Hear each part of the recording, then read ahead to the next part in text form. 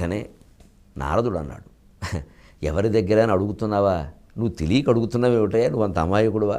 రాజ్యభోగములను త్యాజ్యముల్ గావించే అంపశయ్య మీదనాత్మయోగి. శాంతి పర్వ కథానాయకుడు ప్రవేశిస్తున్నాడమ్మా. భీష్ముల వారిని తలుచుకుని నమస్కారం చేసుకోండి. ఆ భీష్ముని స్వరూపంగా మనకి ఇంకా సజీవంగా మన కళ్ళ ముందు కదలాడుతున్న మహానుభావుడు, కాబోయే భారతరత్న వాజ్పేయికి కూడా నమస్కారం చేయండి. జాతి గర్వించదగిన మహానుభావుడు. కొద్ది రోజుల్లో భారతరత్న వాజ్పేయి అంటాం, ఆనందంగా, చాలా ఆనందంగా అంటాం. వాజ్పేయి అంటే నా దృష్టిలో మరో భీష్ముడు, నరేంద్ర మోడీ అంటే మరో అర్జునుడు, తిరుగులేదు. అంతే, ఇది బాణం, అది కొంచెం పెద్ద రకం. రాజ్యభోగములను త్యాజ్యముల్ గావించే అంపశయ్య మీదనాత్మయోగి. వినుసుగాక నీకు విపులమ్ముగా ధర్మశాస్త్ర సూక్ష్మములను చారుచరిత. వినుసుగాక నీకు విపులమ్ముగా ధర్మశాస్త్ర సూక్ష్మములను చారుచరిత. పుస్తకాలు పట్టుకున్న వాళ్ళు దీన్ని పుస్తకాల్లో వెతకండి. ఇది స్వయంకృతం, ఆశువు. ఒక్కొక్కప్పుడు ఆవేశం వస్తే ఆశువులు అలా వస్తాయి. రాజ్యభోగములను త్యాజ్యముల్ గావించి అంపశయ్య మీద ఆత్మయోగి. రాజ్యాలన్నీ త్యాగం చేసిన మహానుభావుడయ్యా. ఆయనే త్యాగం చేయకపోతే మీరు ఏమి యుద్ధం చేస్తారు? ఎందుకు కొట్టుకుంటారు? అసలైన వాడిని వదిలేసి మీరు దెబ్బలాడుకుంటున్నారు ఇక్కడ. ఇంకా మీలో ఒకరి తరఫునైనా పోరాడినందుకు ఆ మహానుభావుడికి జోహారు చేయాలి. ఆయనకి ఏం అవసరం? రాజ్యభోగములను త్యాజ్యముల్ గావించే అంపశయ్య మీదన ఆత్మయోగి. వినుచుగాక నీకు విపులమ్ముగా ధర్మశాస్త్ర సూక్ష్మములను చారుచరిత. సత్ప్రవర్తన కలిగినటువంటి ఓ ధర్మరాజా, నీకోసం కాబట్టి ఇంత తాపత్రయపడుతున్నాము అయ్యా. దుర్యోధనుడు ధృతరాష్ట్రుడు అడిగితే మేము పడతామా? చేతను ఏమీ బాధ పెట్టుకోకు, భీష్ముడి దగ్గరికి వెళ్ళి తెలుసుకో అన్నారు. ఒక్క మాట వణుకొచ్చింది ధర్మరాజుకి. నేనా భీష్ముడికి మొహం చూపించడమా? అకృత్రిమ సమరశీలి దగ్గరికి అపరాధ భావంతో ఎలా వెళ్ళమంటారని మళ్ళీ మొదటికి వచ్చాడు. ఈయన ఇల్లు బంగారంగా, ఈయన జాకీ పెట్టి లేపాల్సిందే ఈ పెద్ద మనిషి, ఓ లారీని లేపినట్టు. మనలో చాలామంది ఇలాగే ఉంటామండి. అందుకే ధర్మరాజు పాత్ర. మనలో చాలామంది ఇలాగే ఉంటాం. జ్ఞానం ఉన్నట్టు ప్రవర్తిస్తే మళ్ళీ కుదురపడుతూ ఉంటాం. అకృత్రిమ సమరశీలి కదా, నిజాయితీగా యుద్ధం చేశాడు. ఎక్కడ గీత దాటలేదు. పడుతున్నవి అర్జునుడు బాణాలని తెలుసుండు కూడా, అది శిఖండి బాణాలు కాదని తెలిసి కూడా తాను వేస్తే శిఖండికి తగులుతుందేమో, శిఖండి ఎదురుగా ఉన్నాడు, నా ప్రతిజ్ఞకి వ్యతిరేకంగా నపుంసకుడితో యుద్ధం చేసినట్టు అవుతుంది, నా ఒక్క మాట కోసం ప్రాణాలు పోగొట్టుకున్నాడు మహానుభావుడు. అకృత్రిమ సమరశీలి. అటువంటి వాడి దగ్గరికి ఆయన్ని చంపడానికి, ద్రోణుణ్ణి చంపడానికి, కర్ణుణ్ణి చంపడానికి రకరకాల మాయోపాయాలు పన్నిన మేము వెళ్ళడమా? మాకు మొహం ఎలా చెల్లుతుంది? ఇది నిజమైన పశ్చాత్తాపం. అందుకే ధర్మరాజుకి అమృత దోషం అంటలేదు. అనృతోపచార కలనంబున నయ్యడు పాతకంబు ఓవున్ తగనెవ్వని అపచరించి తానతని ప్రీతుంచేయ ధర్మతత్వ ప్రవణ అని ఇంతకుముందే చెప్పాడుగా కృష్ణుడు, నారదుడు కూడాను. ఎవరిని మనం అబద్ధాల వల్ల ఇబ్బందులు పెట్టామో వారి దగ్గరికి వెళ్ళి క్షమాపణ కోరడు. అందుకని ఇప్పుడు అక్కడికే పెడుతున్నాడు.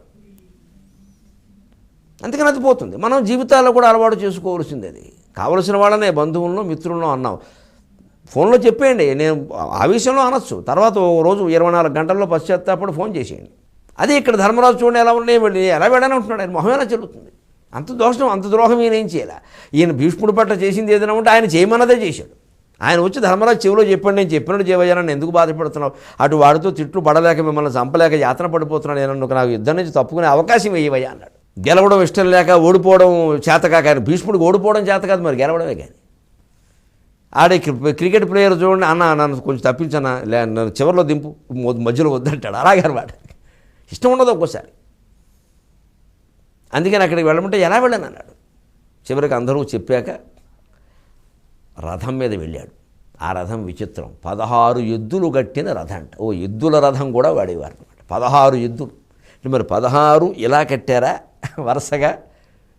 లేదు, ముందు ఒక 4 కట్టి, వెనకాల ఒక 4 కట్టి, వెనకాల ఒక 4 కట్టి అలా కట్టారా అంటే నా అంచనా ఏమిటంటే రథం ఎంత పెద్దదైనా 16 ఇలా కట్టరు.